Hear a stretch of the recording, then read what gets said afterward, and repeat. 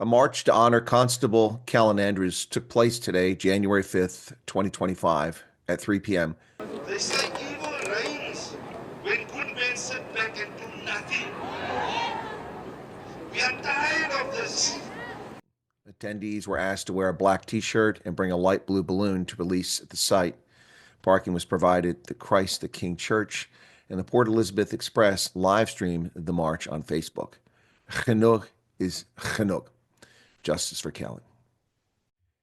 Police Constable Callan Andrews, 29, died tragically on New Year's Eve when he was callously murdered in cold blood with his own weapon after the police van he was doing patrols with broke down in Hallandale, Nelson Mandela Bay's most notorious gang-infested neighborhood. According to police, Callan and his partner were conducting patrols when the van broke down.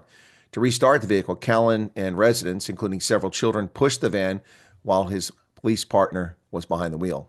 Then, suddenly, a gunshot. The police officer heard a shot being fired, and on inspection, he discovered that Constable Andrews had been shot in the head. He was taken to hospital where he later died, according to Eastern Cape Police spokesman Lieutenant Colonel Sifo Kazi Mawiza. She added the firearm of the deceased constable was also missing. An investigation is underway, and no arrests have been made. At that point, the Hawks took over the investigation. The newly enlisted constable had only been in the police for 2 months when he was murdered. Callan Andrews' father said that when Callan was shot, he had only 30 minutes left on his shift. Jeez. 30 minutes. My initial response when I reported this and analysis based on limited publicly available information was that it must have been either the kids who helped push the van or other youth who snuck up and stole his sidearm while he was pushing.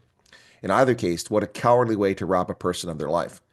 Reports emerged yesterday, January 4th, 2025, that the Hawks had arrested 2 suspects, aged 17 and 18.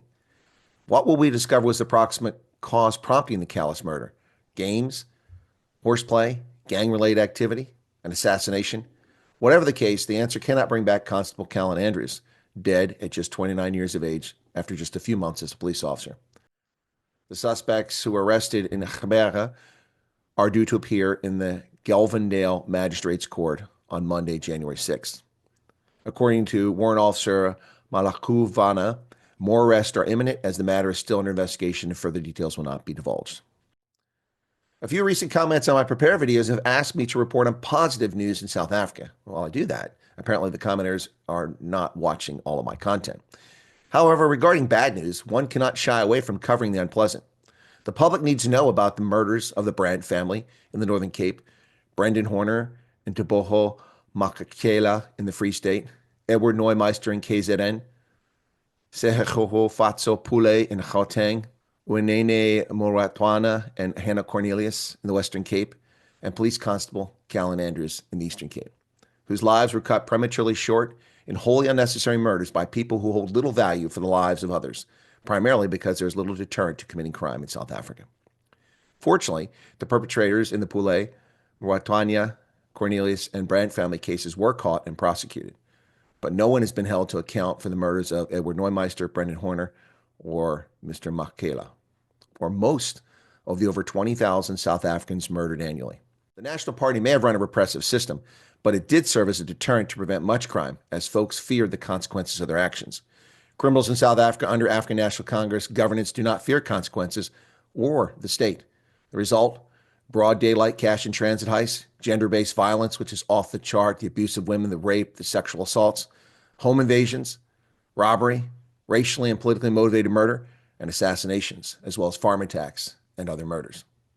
The cheapening of life, the complete disrespect for the sanctity of life that is all too common among far too many in our 8 billion plus human community is vile and repulsive. So how do we get here? Well, there are numerous reasons that a segment of human societies can be so horrible. In the case of South Africa, a breakdown in accountability and morality, fostered by a political party that sings platitudes for votes every 5 years and then rushes back to plunder state coffers, neglecting law enforcement and criminal justice, all while stoking racial division to distract from its crimes and failures. Let us remember the lives stolen and never relent on bringing to account the perpetrators. Rest in peace, Police Constable Callan Andrews.